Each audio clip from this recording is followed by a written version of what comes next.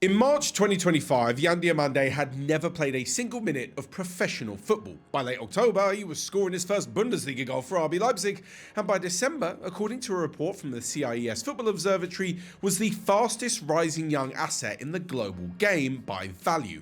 This is not your usual story about the rise of a young player. This is a story about the road less travelled, spanning 3 continents, life-changing decisions, and proof that a whole new pathway to the very top is developing in real time. This is the insane story of Yann Diomande. Diomande! How about this? Still going, Diomande! Diomande makes it 1-0. And too much space here. Yann Diomande cuts in and finds the corner. This is the traditional pathway to European football stardom. It's a well-worn cycle: local academy, elite youth ranks, B team or reserve team debut, and eventually the first team. But in December 2025, the wider footballing world woke up to a player who bypassed almost entirely this machine. Whilst most elite stars were being polished by the age of 8 in places like Cobham or La Masia, Yann Diomande wouldn't get close to anything like an elite academy setup till much later in life, where thousands of miles away from his native Ivory Coast, he would go on trial with MLS sides Colorado Rapids and Charlotte FC, both sadly unsuccessfully. Still, his studies were on the right track and he was playing for Yulee High School in Florida, but he was essentially a ghost, an unknown particle in the elite scouting database. He was, though, building the mental fortitude that every player needs to reach the very top. "I was far away from my family and it was difficult to live alone," he would later recall. "I had to learn to control my emotions. Now I'm more relaxed and can cope better with being away from home." If this paints the picture of a sad kid in his room, well, it's not exactly the truth. Because even though his peers in Europe were playing UEFA Youth League games, Diomande was still developing rapidly, winning the UPSL Premier Division with an amateur side called AS Frenzy. And it may have been this wild card background that would actually help him further down the line, almost be central to his success, because he had something that all of those other academy kids didn't. He hadn't been overcoached or stripped almost of his flair by a rigid European youth system. He plays with the raw directness of someone who learned the game in a more unrestricted and less conventional environment. Now don't get me wrong, there's pros and cons to this. Not every club sees potential. Scottish side Rangers didn't when they passed up the opportunity to sign him after a lengthy trial. But as I'm sure you're now aware, that hasn't held him back one bit, just redirected him a little, as in late 2024, after realising he needed to step into European football to challenge himself, Leganés, a small club in Spain, finally took the gamble that changed everything.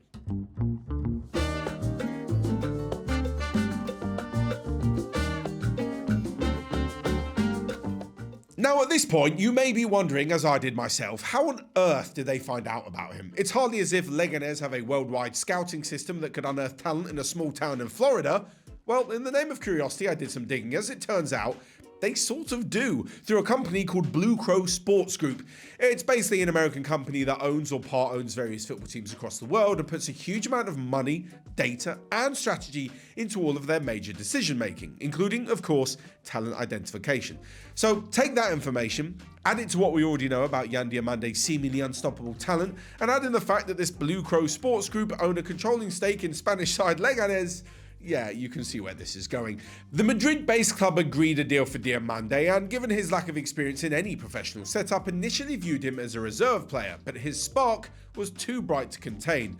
On March 29th, 2025, Diomande made his professional debut for the first team just a few months after signing against Real Madrid at the Bernabeu.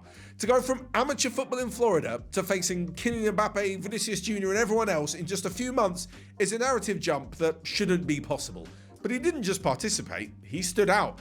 Photos captured him side by side with Mbappe, but on the pitch he was fearless, recording a shot on target and nearly forcing a late equaliser with a burst of pace that left Real Madrid's defenders scrambling.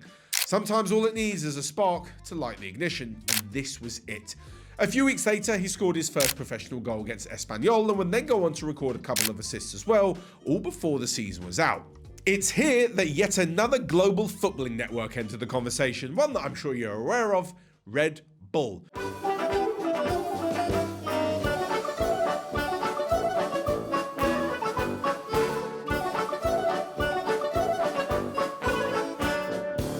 Known for their ruthless efficiency, global scouting infrastructure to rival anyone else's, and regular diners at the most gluttonous of tables in world football, the European transfer window. 6 months after moving to Spain, Yann was once again on the move as RB Leipzig triggered his €20 million release clause, presenting a challenge that the player was all too happy to take.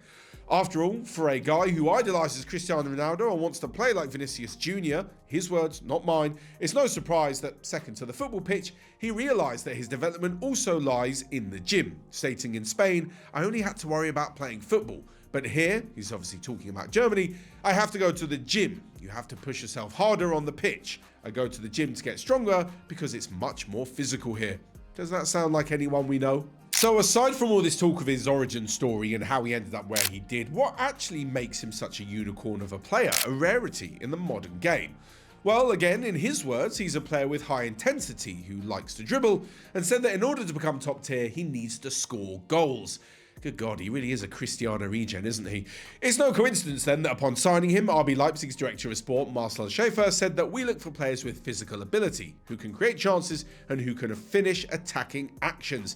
Yann is an outstanding talent with a high potential profile. But what was interesting to me was a quote from Leipzig manager Ole Werner, who acknowledged Diomande's raw attacking threat, but also said what's even more important is that he works for the team and is very good at counter-pressing. It's a matter of attitude, and he demonstrates that, as he ranks in the top 88th percentile for tackles and the 97th percentile for interceptions amongst wingers, which is highly unusual for a winger overall, but also leads into the prevailing theory that these days wingers do need to be doing both. Just attacking isn't enough. Per the data from December 2025, he ranks in the top 99th percentile for successful take-ons with 4.08 per 90 and the 97th percentile for progressive carries, 6.22 per 90. Also, the top 92 percentile for shot-creating actions, 5.21 per 90. Amongst all teenagers in Europe's top leagues, only Lamine Yamal has completed more successful dribbles this season. And if you add in all ages, only Mohamed Kudus and Kylian Mbappe have more. He is essentially a high-output creative winger trapped in the body of a defensive workhorse. This season, he has already provided 7 goals and 4 assists in just 16 appearances, including an historic hat-trick against Eintracht Frankfurt. He became the second youngest player in Bundesliga history to achieve that feat, trailing to a record that was set back in 1965. But it's not all good, and in the case of providing a balanced argument, there's also a few negatives to his game too. His passing in the final third has been somewhat lackluster, with 0.1 expected assists per game and only 3.5 progressive passes per game. Now, I think we take those stats with a pinch of salt because there are always anomalies or unique situations arising in a football match, but the data does come in stark contrast to his dribbling and shooting output, so it's something for him to work on. Alongside this, there was a slight worry when he was dropped from the squad earlier on in the season for being late to a team meeting, but he's a teenager. And yes, you could point to the super focused, never late, shining examples of other teenagers, but hey, I'm sticking up for him and saying, 1, he's a teenager for crying out loud, pretty much already said that, and 2, he could be doing a lot worse things with his newfound money and fame than being late to a team meeting. Heck, I've been late to a meeting at work without the money and fame. So the story of Yann Diomande is not only an inspirational, quirky twist on the normal pathway into professional football, but it's also the story of the new football economy and the networks within it. It moves faster, looks further afield, and values unique or undervalued profiles above all else. But what I like most about his story, and him the most, is the fact that his football education that he may not have received growing up, or rather his unusual route to the top, has shaped him for the better. It's part of him. In his recent interview with the Bundesliga, he summed it up perfectly with an all-timer of a quote. "I played in the streets. I still play when I go home, sometimes with friends. I like to say I left the streets, but the streets didn't leave me." Now, whether or not he moves away from Leipzig as soon as he did Leganés, he may have even already moved by the time you're watching this video, it does seem likely that sooner or later this rising star will be onto pastures new because he likes a challenge. The Red Bull model financially demands that they earn, and as many defenders have found out, it's almost impossible to stop him. That's all from me for today. If you like this content, we've got loads more coming up, so make sure to smash that subscribe button, give us a like, and I'll see you in the next video. Diomande. How about this? Still going, Diomande! Hey, Diomande makes it 1-0. And in too much space here. Yann Diomande cuts in and finds the corner.